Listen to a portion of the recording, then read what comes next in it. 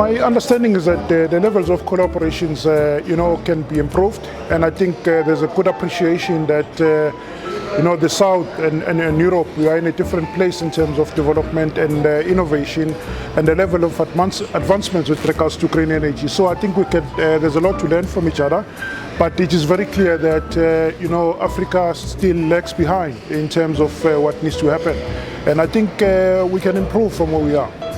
I think Africa can play a very big role, in making an impact, because if you look at it, the levels of development in Africa, we still have a long way to go.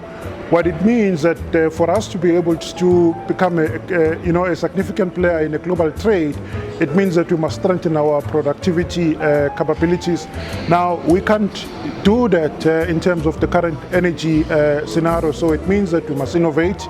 It means that we must cooperate with Europe. Europe must also understand that Africa is behind. They must do investment. We must make it easy in terms of just lessons learned, technology transfers, etc., so that we can get into a better place. But collaboration and cooperation is a must. If we don't have that, it means that Africa will be left behind. I think the role for collaborations and solutions needs to happen. I think it should be strengthened, and I think Africa countries realize that there need to be better working ways with Europe. The challenge is that when people are thinking about alternative energy, the first response, particularly from the emerging countries, is to understand that there's a risk of job being shared. There's a risk that there are communities that are dependent on current energy, infrastructure.